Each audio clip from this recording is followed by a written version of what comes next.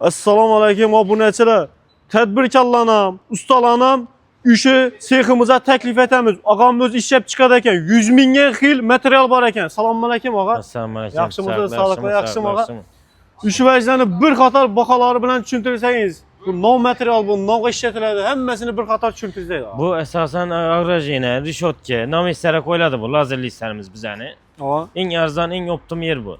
Listni bahosida bu, xudo qalasa. Kelaveradilar. Libo bir joyni ko'rib keladi. Qolasalar nomis, ava. Ağamdan keyin kraskasi ham bor buni. Kraskasi hamma joyi bor, ishidan poni bitib ketadi. Hamma joyi. Qolasa nomis kurjak oladigan bo'lsa, hamma materiali bor, taxlab, ustani tovib, qistirib beradi eng arzon variant. Unda desam bo'ladi.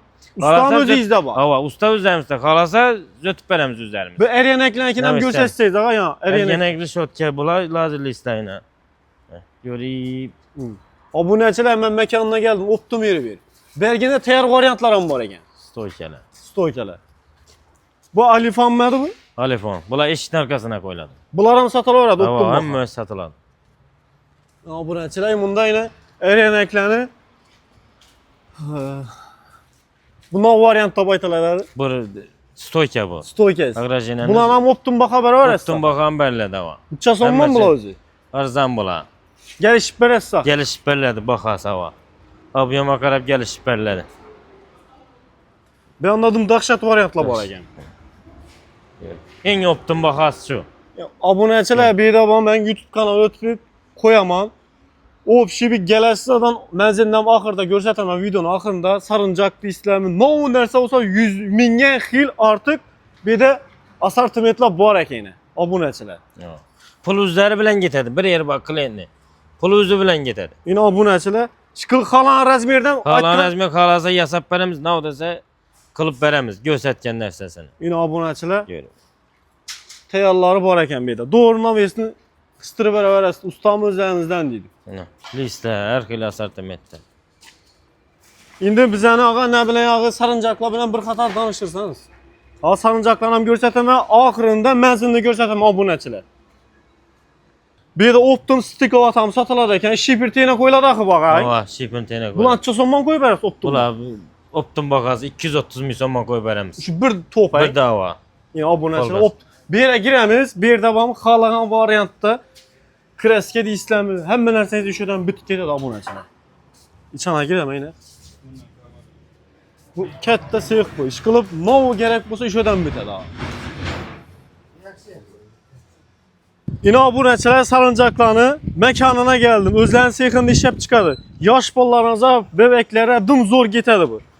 Yine.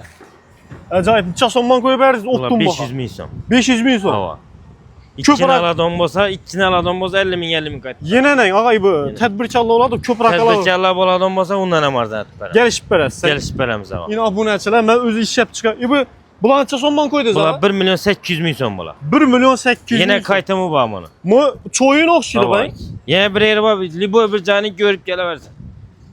Libo ustalari vizit. Ava. Libo bir yerini ko'rib ava. Yine. Obunachilar, bu yandan variantlar bor ekan. Ko'rib. Bu yanda variantlar bilan tanishtirsangiz ağa. Bular 2 milyon so'm. 2 milyon. Üstünde tenti bormi? Tenti yo'q, tenti edinli bo'ladi. Tenti edinli. Ava, necha kilodan bo'lsa qo'yib beramiz. Gelishtirib berasiz. 2 milyon so'm ava. Bana mesela ko'p odamlar razmerini aytsa, shu razmerdan zet Razmerdan bitadi mo'di.